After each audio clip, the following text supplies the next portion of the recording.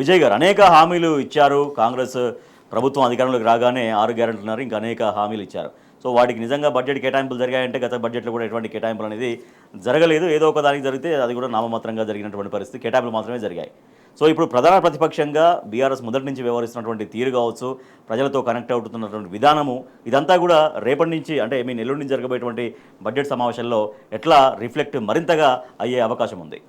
25-26 ఆర్థిక సంవత్సరానికి ప్రవేశపెట్టబోయే బడ్జెట్ అంచనాలకు సంబంధించినటువంటి ఆల్రెడీ ఇప్పుడు జరుగుతున్నటువంటి కరెంట్ బడ్జెట్ ఇయర్లో రాష్ట్ర బడ్జెట్ చాలా ఘోరమైనటువంటి ఫలితాలే వస్తున్నాయి, కనిపిస్తున్నాయి. దాదాపు పోయిన ఆర్థిక సంవత్సరం కంటే 15,000 కోట్లు తగ్గినాయి. వివిధ రకాలుగా రావాల్సినటువంటి ఆదాయం వీళ్ళు సంపద సృష్టించలేదు, కొనుగోలు శక్తి పెంచలేదు, ప్రజల ఆదాయాలు పెంచలేదు, అందుకని తగ్గిపోయింది.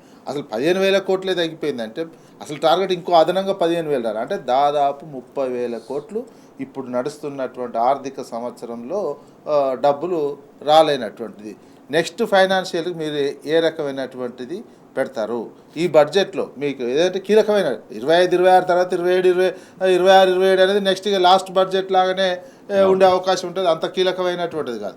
ఈ బడ్జెట్ సమావేశాల్లో మీరు ఇచ్చినటువంటి హామీలు, మీరు ఇచ్చినటువంటి మీరు స్టడీ చేసి మాకు 60 సంవత్సరాల ఎక్స్పీరియన్స్ ఉంది మేనిఫెస్టో తయారు చేసి శ్రీధర్ బాబు నేతృత్వంలో ఇచ్చినటువంటి హామీలు చాలా కీలకం. ఈ సంవత్సరం ఇంప్లిమెంటేషన్ చేయడం, రైతు భరోసా కావచ్చు, పెన్షన్ల పెంపుదల కావచ్చు, ఇతర ప్రభుత్వ ఉద్యోగులకు సంబంధించిన డిఏలు, జీతాల పెంపుకు సంబంధించినవి కావచ్చు, తులబంగారం, స్కూటీలు, ఇవన్నీ ఈ అంశాలు ఈ బడ్జెట్లో వస్తాయా, మీరు ఏ రకంగా అనే అంశాన్నే ప్రధానంగా ప్రవేశపెడితే దానికి సంబంధించినటువంటి ప్రతిపక్ష పార్టీగా ఉన్నటువంటి బీఆర్ఎస్ ఏ రకంగా ఇచ్చినటువంటి హామీలు ఏ రకంగా నెరవేర్చలేకపోతున్నారు? మీరు ఉత్తుత్త హామీలు ఇచ్చినట్లయితే రాష్ట్రం ఈ రకంగా దివాలా తీశారు.